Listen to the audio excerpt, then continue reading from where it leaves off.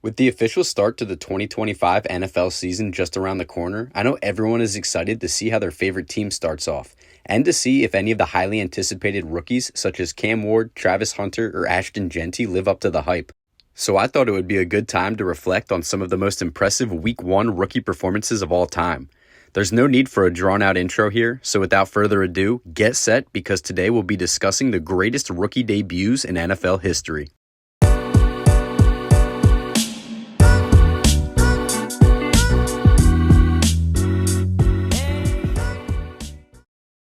We'll start off in backwards order, counting down from 15, but before we start this list, I do have one honorable mention that I feel compelled to throw in here, and this would be Reggie White back in 1985. Some may not know or remember this, but Reggie didn't begin his pro career in the NFL. Instead, he chose to take his talents to the USFL after leaving college in 1984. However, the league would fold in September of 1985, leaving White without a team. So, he came to the NFL, joining the Philadelphia Eagles 3 games into the 1985 season. He made his NFL debut in a Week 4 matchup against Philly's rival, the New York Giants. In the game, White was a force on the D-line, wreaking havoc and clogging running lanes. But most importantly, he notched a dominant performance accounting for 2.5 sacks with 10 tackles in his debut. And you might not recognize him right away in the clips as he's wearing number 91 instead of his iconic number 92 jersey. But this was because another player on the team, Smiley Cresswell, had claimed the number before White's arrival. But luckily for White, Cresswell only lasted 1 season in Philadelphia, so Reggie was able to reclaim his rightful number over the course of his illustrious Hall of Fame career. And now we'll officially start the list. The number 15 spot may be a little controversial, but I have Devin Hester in the 2006 season opener against the Packers. This one is interesting because Hester was a return specialist, but that's also what I think makes this most impressive. Because he could only expect to touch the ball a few times in the game, he had to make the most of each opportunity, and he did just that. He didn't record any kick returns in the game, but in just 5 punt return chances, only 2 of which were returnable, Hester averaged just about 21 yards per return, and he broke 184 yards for a touchdown to help the Bears take down their rival Packers 26-0. On top of this, he did actually record 1 tackle as well. Hester and the Bears made it all the way to the Super Bowl this season, and Hester not only made the Pro Bowl, but he was recognized as the Special Teams Player of the Year, recording over 1,300 return yards and 6 total return touchdowns, including the playoffs, most iconically with his opening kickoff return touchdown to start off the Super Bowl. Coming in at number 14 is LaDainian Tomlinson in 2001. Tomlinson was drafted 5th overall by the Chargers in 2001 after he led the NCAA in rushing his final 2 years at TCU. San Diego was hoping he could continue that success playing for them, and he proved them right in their first game of the 2001 season. Squaring off against the Washington Redskins, Tomlinson looked like a seasoned vet, amassing 113 yards on the day with 2 touchdowns, and he was even able to collect 1 reception for 12 yards. This performance was a sign of things to come for the future Hall of Famer, and he went on to achieve his first of 8 consecutive 1,000-yard rushing seasons this year. At number 13, we have another NFL icon in Earl Campbell for his strong debut with the Houston Oilers in 1978. Facing off against the Falcons, the Oilers hoped that the Tyler Rose would help propel them to new heights, and despite Campbell putting on a crazy 137-yard, 1-touchdown rushing performance, the Oilers still fell to Atlanta by a score of 20-16. Although they didn't get the win, the Oilers were given an early glimpse into Campbell's would-be Hall of Fame career, even capping his rookie season off by claiming his first of 3 consecutive Offensive Player of the Year awards. The number 12 spot goes to TJ Watt in 2017 when the Steelers opened up against the Browns. Pittsburgh was hoping their first-round draft selection would elevate their defensive production, and that's exactly what TJ Watt did in his debut. He totaled 7 tackles with 2.5 tackles for loss, along with 2 sacks, 1 interception, and a pass deflection in his first ever game. His exceptional play helped Pittsburgh squeak by with a 21-18 Week 1 victory, and ever since his rookie year, Watt has been nothing short of impressive. He's already accumulated 7 consecutive Pro Bowl appearances with 6 All-Pro nods, along with the Defensive Player of the Year award in 2021, and there are no signs of him slowing down. At number 11, we have the emergence of the Freak, Randy Moss, in 1998.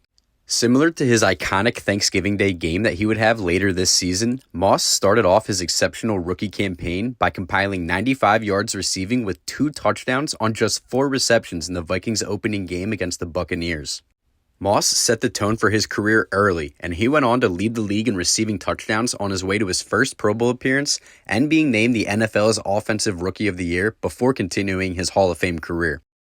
The number 10 spot may surprise some, but we have Marcus Mariota debuting with the Titans in 2015. Mariota must still have had some of that Heisman magic as he and the Titans faced off against fellow Heisman winner and rookie QB Jameis Winston and the Buccaneers. Mariota led Tennessee to a commanding Week 1 victory, taking down the Bucs 42-14.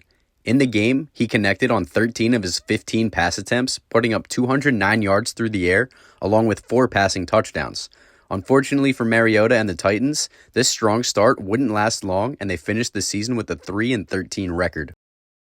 At number 9, we have Adrian Peterson in 2007. Considering AP had one of the most productive rookie seasons by a running back in league history, it's no surprise that he hit the ground running in Week 1, literally. When the Vikings took on the Falcons to kick off the year, Peterson was nothing short of productive, averaging just about 5.5 yards per rush. AP posted 103 yards on the ground from 19 touches, plus a huge 60-yard catch and run that gave him his first career touchdown. This game was just the beginning for the highly touted rookie, and he went on to take home the Offensive Rookie of the Year award at the end of the season. Coming in at number 8 is Robert Griffin III in 2012. It may be hard to remember now, but RG3 looked as though he was going to be the franchise quarterback for Washington after a dominant rookie campaign. He started off strong in the first game of the season in a matchup with the Saints. He showed his abilities as a true dual-threat quarterback, throwing for 320 yards with 2 touchdowns, along with 42 rushing yards. He even started the game with 7 consecutive completions, with the 7th going all the way for a touchdown. After taking down Drew Brees and the Saints, Griffin and Washington had a strong season, capped off with RG3 being named Offensive Rookie of the Year and earning a Pro Bowl nod. Unfortunately, Griffin chose to play on an injured knee despite the team doctors not clearing him, and he re-injured the knee in a playoff game against the Seahawks, which required surgery. After setting then-rookie records for highest completion percentage and touchdown-to-interception ratio, his knee injury plagued him over the years, and he was never able to recapture the success of his rookie year. The number 7 spot will go to Otis Anderson back in 1979. Before Anderson helped the Giants win 2 Super Bowls later in his career, he starred for the Cardinals. He and the Cardinals took on the Cowboys in Week 1 of the 1979 season, and Anderson reminded them why they drafted him 8th overall. He put up video game numbers, rushing for 193 yards and tallying his first career touchdown. Although he had his way with Dallas in the ground game, it wasn't quite enough to come away with the win, and they narrowly lost 22-21. Otis kept performing all season, and by the end of his first year, he was awarded the Offensive Rookie of the Year award, along with his first of 2 Pro Bowl appearances. At number 6 is Hall of Fame running back Marshall Faulk, starting his career off with the Indianapolis Colts in 1994. They took on the Houston Oilers in Week 1, and Faulk was on a mission. He ran for 143 yards and caught 1 pass for 31 yards. On top of this, he found his way into the end zone on 3 different occasions. Like a number of other players on this list, Faulk carried the success from his rookie debut into the rest of his season and career as a whole. He too was named Offensive Rookie of the Year at the end of the season and found himself in the Pro Bowl. After a number of postseason accolades, more Pro Bowl appearances, and winning a Super Bowl ring with the Rams, Faulk earned himself a place in the Pro Football Hall of Fame. Now we move into the top 5 rookie debuts, and the number 5 spot goes to the only player on this list who had his debut before the Super Bowl era. This is Fran Tarkenton, who first took the field leading the Minnesota Vikings way back in 1961. He had just about a perfect game, especially for a rookie debut. He threw for over 250 yards and 4 touchdowns. And keep in mind that the NFL was predominantly a run-heavy league in those days, so this wasn't just an impressive performance for a rookie, this was an eye-popping performance in general at the time. On top of the 4 touchdowns he threw, he even ran for another, giving him 5 total touchdowns in his first professional game, helping the Vikings start the year off with a win over the Bears. Now heading to the number 4 spot, and believe it or not, this is the last quarterback on the list, and this is Cam Newton back in 2011 when he debuted with the Carolina Panthers. He was the first reigning Heisman winner to be selected first overall since Carson Palmer back in 2003, and to be blunt, he did not disappoint. Newton did throw an interception in his debut game, but besides this, he was flawless. He tossed 2 passing touchdowns and even ran for a score. But what really made his performance stand out was the sheer yardage he was able to put up. throwing for 422 yards and ending the day with a passer rating of 110. Newton even broke Peyton Manning's rookie record for most passing yards on opening day, and he actually became the first rookie QB to throw for over 400 yards in his debut. Unfortunately, the Panthers fell short in the game, losing 28-21. The team finished with a disappointing 6-10 record on the year, but Newton shined, taking home the Offensive Rookie of the Year award and making his first Pro Bowl. He continued his successful play, and within just a few seasons, he helped the Panthers reach the Super Bowl after an MVP season in 2015. At the number 3 spot is Billy Sims, taking the NFL by storm when he first stepped onto the field with the Lions in 1980. In a matchup against the defending NFC champion Rams, Sims made them look like a high school JV team. He put up 153 yards rushing with 3 touchdowns on the ground, as well as hauling in 2 catches for 64 more yards, totaling 217 total yards in the game as the Lions blew the Rams out, 41-20. I'm not sure if you've caught on to the theme by now, but these exceptional rookie debuts aren't just flukes, as Sims was awarded the Offensive Rookie of the Year and was named to his first Pro Bowl at the end of his rookie season. Sims was on his way to a Hall of Fame career before his playing days were cut short due to injury. It's unfortunate that a lot of people these days forget just how good Billy Sims was, and I think that's partially because when you see his highlights, you might confuse him with Barry Sanders, since they both wore number 20 for the Lions. But make no mistake, Billy Sims was the original Barry Sanders. And if you don't believe me, just ask Barry.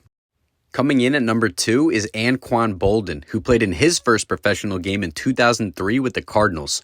Boldin put together the greatest debut by a rookie receiver in league history, and I honestly don't know if we'll ever see anything like it again. In a Week 1 matchup versus the Lions, Boldin hauled in 10 receptions for a whopping 217 yards receiving, a rookie record. He also made his way into the end zone twice, capping off a historic entrance into the league. He continued his dominant play throughout the season, and you guessed it, he won Offensive Rookie of the Year and made the Pro Bowl. Boldin had all the talent to continue his career as a wide receiver 1, but with the emergence of Larry Fitzgerald the following season, he took a bit of a back seat. However, just to prove how good he was, he still managed to make 2 more Pro Bowl appearances while starring alongside Fitzgerald on the Cardinals, and after 7 years in Arizona, he moved on to the Ravens where he earned himself a Super Bowl ring in the 2012 season. And finally, at the number 1 spot, we have Kareem Hunt in 2017. Hunt came into the Week 1 game against the defending Super Bowl champion Patriots as a relatively unknown player, but by the end of the game, everyone in the league knew his name.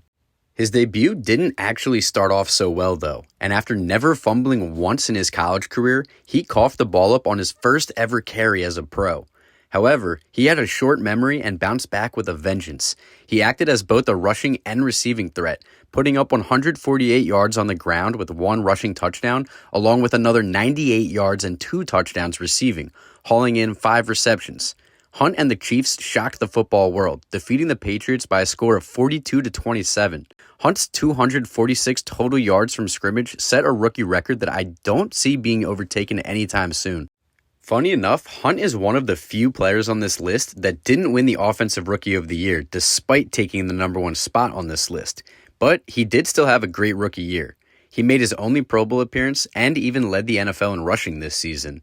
He's made some mistakes off the field that caused some road bumps in his career, but he does still play today, and every now and then he shows flashes from his terrific rookie season.